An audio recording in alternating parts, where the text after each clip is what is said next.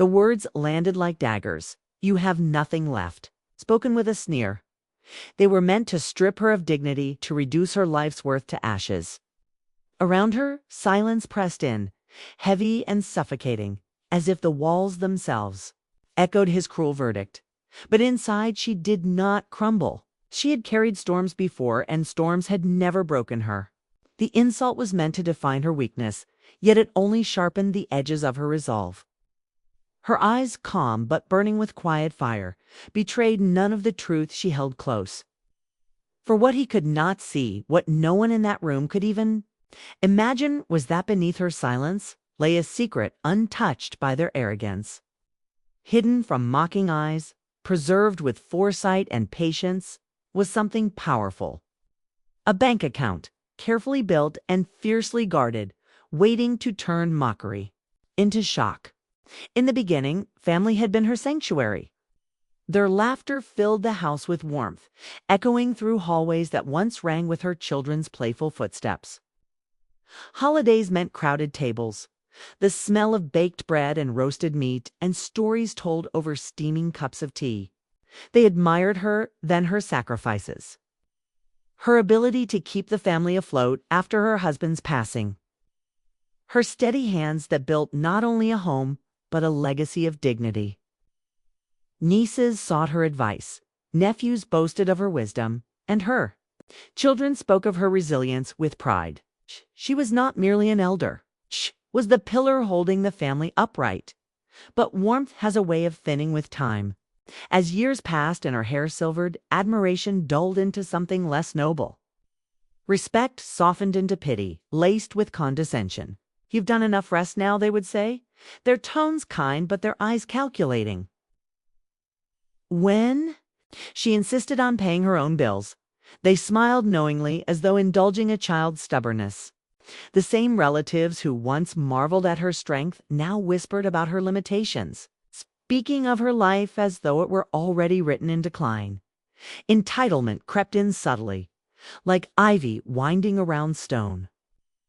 They offered to help manage her finances, their words dipped in honey, but their intentions veiled in shadow. One nephew insisted she should move in with him, promising comfort, though his wife's narrowed eyes betrayed unease. A cousin hinted she should sell her belongings, arguing that at your age, what do you need so much for? Each suggestion was framed as care, but it carried the faint echo of dismissal, of quiet attempts to strip away her independence piece by piece. She noticed, though she rarely responded. She saw how their glances lingered on her possessions, how conversations about family support always ended with subtle jabs at her so-called helplessness. The closeness she once cherished began to feel fragile, stretched thin by their shifting attitudes. It was not the outright cruelty of enemies, but the slow erosion of trust by those she once loved most. Yet, despite their pitying tones and dismissive smiles, she carried herself with quiet grace. She laughed when they laughed, allowed them to guide her arm when she walked, even when her steps were steady enough on their own. To them, she seemed pliant, softening with age. But beneath that surface was the same steel that had carried her through every hardship. She knew the difference between love and control, between genuine care and veiled greed, and though they thought her blind, she saw it all: their shifting tones, their subtle entitlement, their pity disguised as affection. What they did not know was that she was not clinging to the past in weakness. She was watching, waiting, and protecting something they could not yet fathom. The warmth of family bonds was fading, but her quiet resolve only grew stronger in its shadow. It began with small dismissals, the kind that seemed harmless at first but struck with a sting sharper than open insults. At family gatherings, when conversations turned serious about finances, business, or the future, her words were brushed aside. "You wouldn't understand," one nephew said with a patronizing smile, cutting her sentence short. Another time, when she spoke of lessons from the past, her granddaughter laughed softly and said, "Things don't work that way anymore." The table, once a place where her voice carried weight, had become a stage where her wisdom was treated as irrelevant. Mockery grew bolder with each passing month. They teased her for misplacing spectacles, for repeating stories they had already heard. Grandma's telling her fairy tales again, a cousin joked, and laughter erupted across the room. The sting wasn't in the words alone, but in the way. They no longer looked at her as a figure of dignity. She had become their entertainment, her struggles reduced to anecdotes, her age mistaken for incompetence. It was in the small humiliations that the deepest cracks appeared. When she reached for her purse to pay for groceries, a relative gently but firmly pushed her hand aside. "No need. We'll take care of it," he said with a smirk, though later she overheard him mocking her frugality. Another time, when she offered to help cook during a holiday, her niece waved her off. "Don't worry yourself, you might burn the kitchen down." Their words carried laughter, but their laughter carried arrogance, the assumption that her time of usefulness had passed. What hurt most was not the loss of respect, but the erosion of unity. The very people who once leaned on her strength now rolled their eyes at her presence. She noticed how conversations hushed when she entered the room, only to resume in low tones once she stepped away. Her chair at the table seemed smaller, her place in the family dimmer. It was as if they had already written her out of the story of their lives. Treating her as a burden they were too polite to discard openly, and yet she bore it all in silence. Her lips pressed into a thin smile, her eyes lowered when their laughter grew sharp. To them, her silence confirmed their belief that she had nothing left, that she was fading, powerless, irrelevant. But silence was not surrender. Inside, she felt the simmering weight of betrayal slowly forming. A quiet knowledge that their arrogance was planting seeds of its own downfall. They believed she was too old to matter, too weak to resist, too blind to see the shifting tides. She saw everything. The greed in their eyes, the carelessness in their words, the way love had thinned into mockery. And though they thought themselves clever in their superiority, she carried within her something. They could not yet imagine proof that arrogance blinds faster than age ever could. Long before the smirks, before the laughter that chipped away at her dignity, there had been days carved from struggle, days when survival itself felt like a battle. She remembered rising before dawn, her hands aching from yesterday's labor, yet steady as she tied her apron and prepared for another shift. Whether it was sewing late into the night for neighbors, scrubbing floors until her knees burned, or taking on extra hours at the small shop down the street, she had never allowed hardship to defeat her. Every coin she earned was more than currency, was resilience shaped into metal. The younger ones never asked about those years. They never saw her fingers cracked from washing clothes in cold water when she couldn't afford fuel. They didn't know of the times she skipped meals so her children could eat, or the nights she stitched torn clothes by the faint glow of a candle. For them, the comforts of life appeared natural, expected. For her, each comfort had been won through sacrifice that left invisible scars. Money, in her eyes, had never been about luxury. It was a shield, a promise that tomorrow could be survived. She treated every note with reverence, folding it neatly, recording every expense in an old notebook whose pages had grown soft with age. Saving wasn't just a habit, was her silent rebellion against despair. While others saw coins as fleeting, she saw them as seeds, seeds that, when nurtured with patience and discipline, could one day bloom into security. She remembered the day she opened her first account. The banker had looked at her worn clothes and tired hands with mild surprise, as though doubting she had anything worth depositing. But she slid the small envelope of savings across the desk with quiet pride. It was modest, yes, but it was hers. Over the years, she guarded it fiercely, adding to it bit by bit, never boasting, never revealing the full picture. Even when her husband passed, even when the world felt unbearably empty, she continued. Not for glory, not for indulgence, but for dignity. The family never saw this side of her. To them, she had always been frugal to a fault. They teased her for reusing jars, for mending clothes instead of buying new, for walking when buses could have carried her. Why bother saving? One relative once scoffed, "You can't take it with you." She had only smiled, her silence masking the deeper truth that her savings were not meant for her alone. They were meant to secure the legacy of her hard work, to prove that even the smallest acts of discipline could amount to something unshakable. What none of them realized was that while they measured her worth by what they saw, the fading clothes, the modest meals, the absence of luxury, Shay had measured her strength by what she concealed. The bank, with its quiet records and sealed ledgers, became her confidant. Each hidden deposit was like a whispered promise to herself that no matter how the world mocked her, Stu was not powerless. And so, while the family laughed at her simplicity, her poverty, she bore their arrogance with patience. They never asked why she never begged for help, why her eyes carried calm even in lean years. They thought she endured because she had no choice. In truth, she endured because she knew something they didn't. Her struggles had built a foundation invisible to them, but stronger than their fleeting arrogance. The wealth she guarded wasn't in the open. It was hidden, waiting, silent. Like her, it carried the weight of struggles, the dignity of endurance, and the suspense of revelation. For one day, when the time was right, her hidden bank would speak for her louder than words ever could. The words struck like a blow, sharp and deliberate, meant to wound. "You have nothing left." Spoken not in private, but in front of relatives. The sentence echoed across the room, leaving her dignity bare to mockery. "Ah!" The one who said it leaned back in his chair, arms crossed with smug authority, his voice loud enough to silence every murmur. He wanted it to sting. He wanted her humiliation to be complete.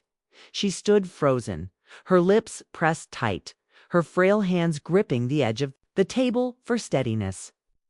Around her, eyes shifted, some avoiding her gaze, others flickering with amusement at the cruelty disguised as truth. The arrogance in the air was suffocating, thick with the certainty that she was nothing more than a relic clinging to a past long gone. Why pretend?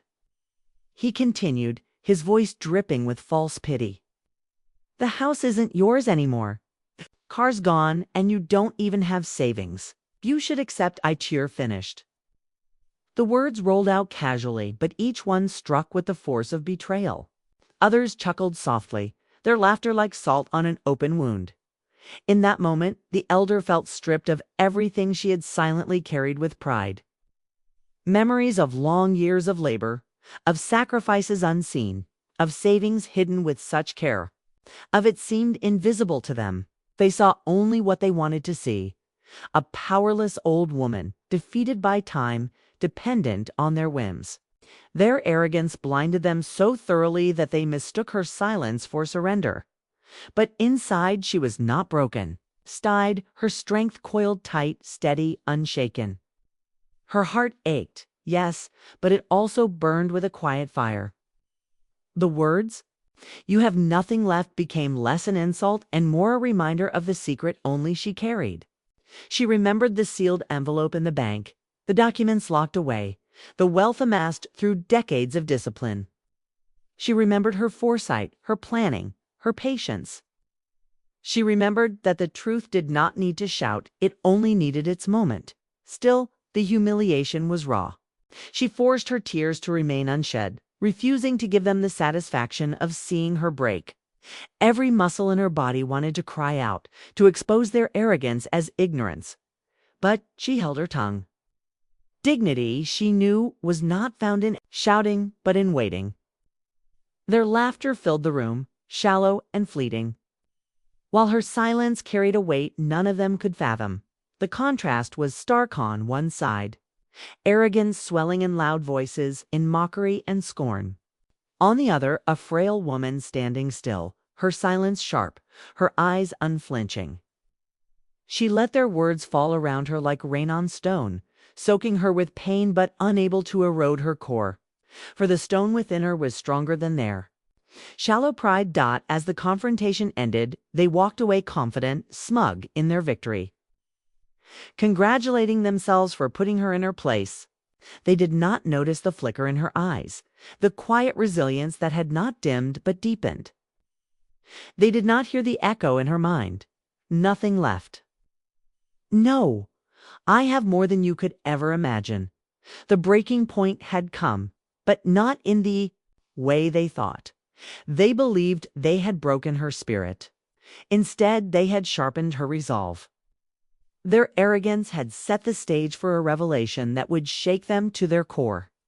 And as she sat alone afterward, her dignity intact though, her heart heavy, she whispered softly to herself, "Let them laugh. Soon the truth will silence them." The cruel words did not remain confined to the four walls where they were spoken. Like a spark leaping to dry leaves, they spread quickly, feeding whispers and conversations across the family and beyond. By the next morning, neighbors, distant relatives and acquaintances repeated the insult as though it were a shared story, shaking their heads with pity or smirking with thinly veiled amusement. They said, "She has nothing left." The phrase lingered in the air, reshaped and retold until it became the truth people wanted to believe. Some faces softened when they saw her.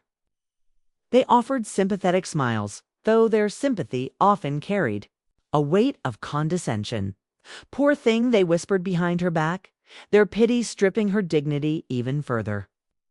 For them, she was no longer the respected elder who had once held her family together. She had become a symbol of decline, a fragile reminder of what it meant to lose everything. Others, however, did not even bother to mask their arrogance.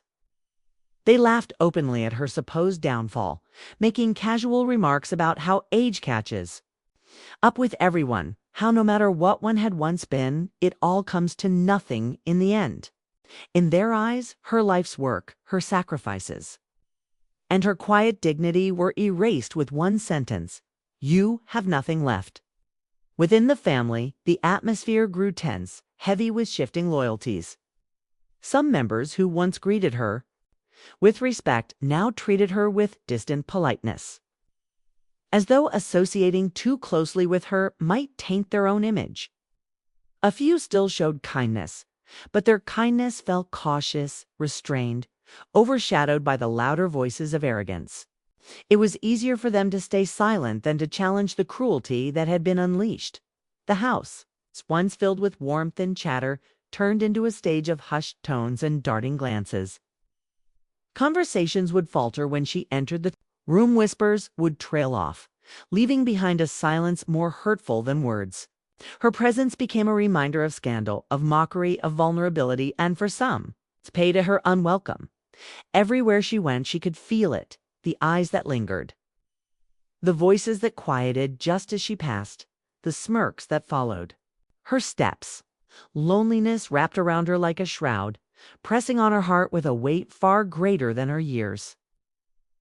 It was not merely the insult that hurt, but the echo of it, repeated in voices familiar and strange, carried on tongues that delighted in her humiliation, and yet she endured. She did not lash out or plead her case, so she did not attempt to silence the whispers or argue against the rumors. Her silence was not weakness, but endurance, born of a lifetime of struggle and patience. She carried herself with the same dignity she always had, even as those around her measured her worth with false scales. In the quiet of her own room, she allowed the tears to come, not for the loss of reputation, for she knew her truth was unshaken, but for the betrayal of those who should have stood by her. She had fed them, clothed them, guided them, and yet they abandoned her with laughter when she most needed respect. That wound was deeper than any gossip could cut. The whispers continued, growing bolder as days passed. To the world, it appeared that the elder had been defeated, cornered, and diminished. But within her heart, a different truth remained, guarded carefully like a flame against the wind. She knew what they did not. She knew that patience would unveil everything in time. Their betrayal had left scars. Yes, but it had also prepared the stage for a revelation that would shatter every whisper and silence, every mocking voice. The world believed her story was ending. She knew, however, that it was only the calm before the storm. Long before the cruel words were spoken, long before the family began to shift their loyalties and whisper behind her back, the elder had quietly prepared for such a day. She knew the world could be unpredictable, that even loved ones could turn. With time, her life had taught her one truth. Dignity was not preserved through what others gave, but through what one safeguarded with patience and foresight in her youth. She had worked tirelessly long hours, small wages, sacrifices that went unnoticed by most. Each coin she saved carried with it a story. Meals skipped so her children could eat. New clothes declined so her grandchildren could be dressed. Luxuries abandoned so essentials could be met. Every sacrifice, however, found its place in the vault of her future. She tucked her savings away carefully, depositing them into an account few even knew existed. Over the years, those modest beginnings grew. She was wise with her money, investing not in fleeting pleasures but in opportunities that promised stability. Small shares, bonds, and interest-bearing accounts, all chosen with care. All allowed to grow quietly in the shadows, while the world saw only her modest lifestyle. To her family, she appeared frugal, even poor. They thought she clung to old habits of saving because she had nothing left. They never suspected that her restraint was not born of poverty, but of purpose. The hidden bank account became more than numbers on paper.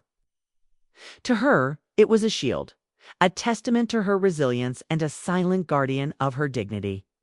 Every figure in that account represented the strength of her will, the discipline of her choices, and the wisdom she carried from years of struggle.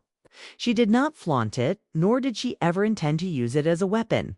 It was her insurance against betrayal, her quiet assurance that she was never as powerless as others believed. As the whispers grew louder and the humiliation sharper, she would sometimes sit alone thinking of the secret she held.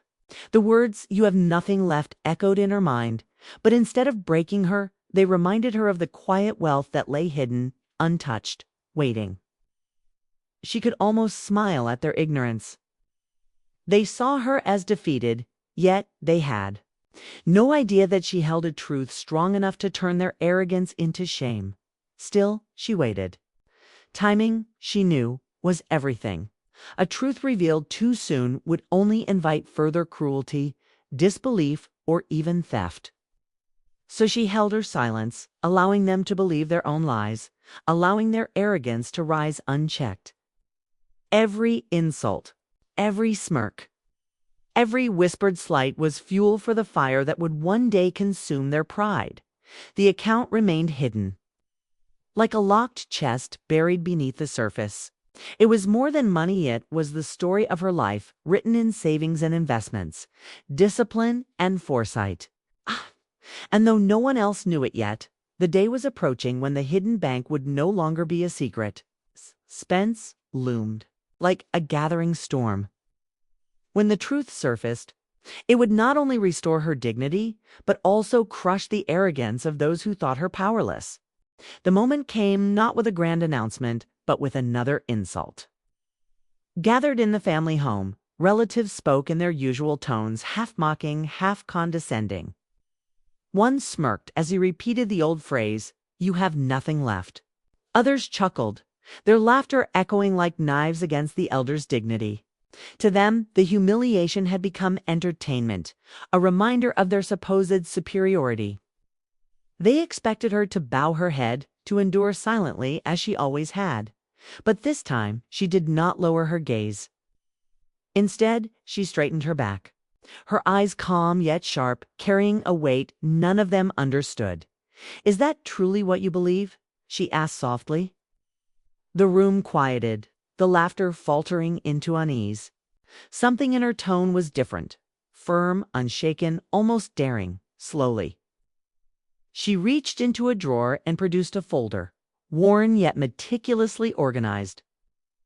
Inside were documents, bank statements, investment records, letters from her financial advisor. She laid them out on the table, each page a revelation, each figure a dagger cutting through their arrogance. Silence fell, broken only by the shuffling of paper as skeptical hands grabbed at the evidence. Their eyes widened. The numbers were not modest savings, but millions wealth beyond anything they had imagined. Disbelief rippled through the room. Faces that once sneered now flushed with shock. Mouths hung open, unable to form words.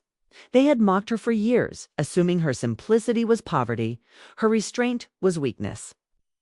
And now, in the stark light of truth, their arrogance was shattered. One relative stammered, This can't be real." But the documents were undeniable official seals, account numbers, balances that dwarfed their own assets. The elder watched their panic with quiet composure. She had endured their laughter, their cruelty, their dismissals. And now, without. Raising her voice, she had dismantled the foundation of their pride. The revelation struck like thunder. Those who pitied her felt shame for their condescension. Those who mocked her shrank into silence, their smirks gone, replaced by fear of judgment. The same words they once used against her, nothing left, now rang hollow. Echoing back as a reminder of their blindness, she spoke not with anger, but with measured dignity. "For years, you saw me as weak. You believed I had nothing? Yet I carried more than wealth. I carried foresight, patience, and strength. I chose silence, not because I was powerless, but because I was waiting for the day when truth would speak louder than your arrogance." Her words cut deeper than any insult. The very people who once dismissed her now stood exposed, humiliated in the eyes of the family and community. Their arrogance had built them up, but her revelation tore them down in a single moment. The elder did not gloat. She did not revel in their downfall. Instead, she allowed the truth itself to deliver justice. Her composure was the final blotted quiet power of a woman who had never been as broken as they believed. Outside the home, whispers spread quickly. News of the hidden millions became the talk of neighbors and relatives alike. Some praised her wisdom, others marveled at her patience. But for those who once mocked her, every glance from the community became a reminder of their disgrace. What had begun as another cruel gathering ended as the turning point of everything. The elder, once seen as powerless, now stood unshakable. The revelation of her hidden bank had flipped the balance of power, leaving the arrogant stripped of their pride and the humble elevated by truth. The elder had waited for this moment, and when it came, it was not loud or vengeful. It was quiet, undeniable, and final, the kind of triumph that leaves no room for laughter, only silence. In the days that followed the revelation, the elder found herself surrounded by a silence far different from the one she had endured before. Once silence had meant dismissal and mockery whispered behind her back. Now it carried respect, awe, and even guilt from those who had underestimated her. Yet as she reflected on what had transpired, she realized the lesson was far deeper than the numbers written in her bank statements. True wealth, she thought, had never been just about money. It was foresight, the quiet planning of decades, the discipline to save when others squandered, the wisdom to build security when no one believed she needed it. Her patience had been her armor, her dignity, her compass. And now, when arrogance had tried to strip her of worth, those very qualities had protected her. The supportive members of her family, those who had shown kindness even when she was thought penniless, came forward with humility. They apologized, their voices trembling with sincerity, not because of her millions, but because they saw the pain they had allowed to unfold. Their reconciliation felt genuine. They sat with her, listened to her stories, and, for the first time in years, recognized her not as a burden, but as the pillar she had always been. But the greedy ones, the very voices that once mocked the loudest, could not bear the weight of their humiliation. They withdrew into isolation, their pride too wounded to face the community or even themselves. Some tried to excuse their actions, but the truth was undeniable. Their arrogance had blinded them. They had believed her silence was weakness, when, in fact, it had been strength. The elder did not seek revenge against them. She carried no bitterness, for she understood that arrogance often punishes itself. Instead, she let them sit in the emptiness of their choices, while she chose to walk forward with the family who valued her heart above her fortune. As she reflected late into the evenings, she whispered to herself that wealth is not counted in figures, but in resilience, foresight, and the ability to endure betrayal without losing one's dignity.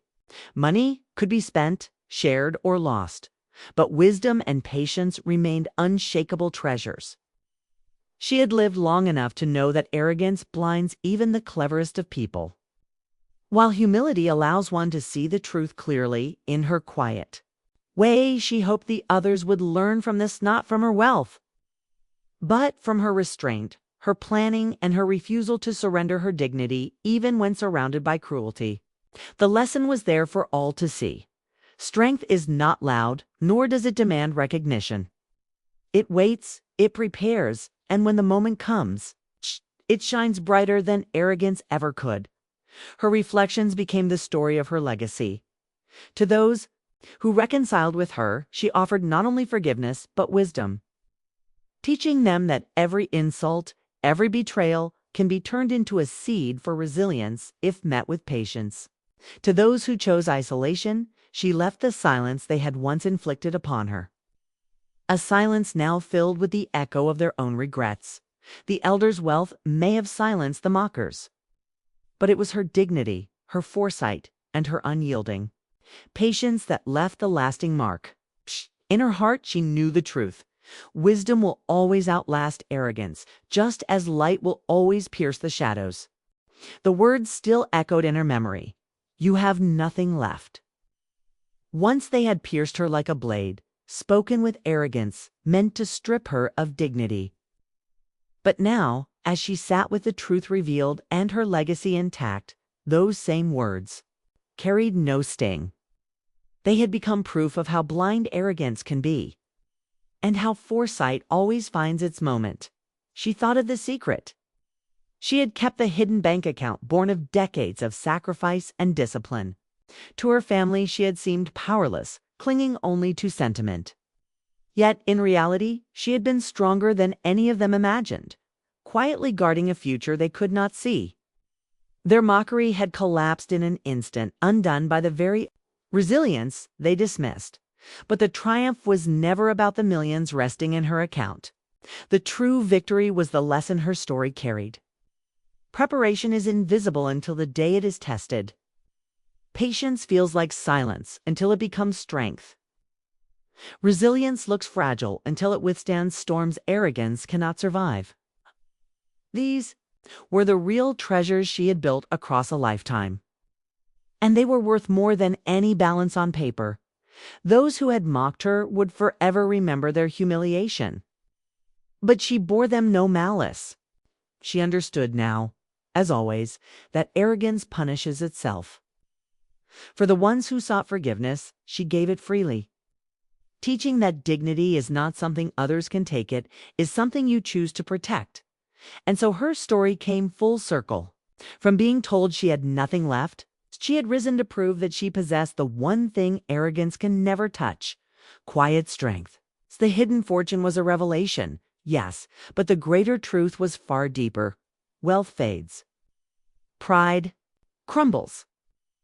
But foresight, patience, and dignity endure. This was her final gift. Her legacy, not of money, but of wisdom, that in a world quick to dismiss the quiet, true power belongs to those who prepare in silence and rise with grace.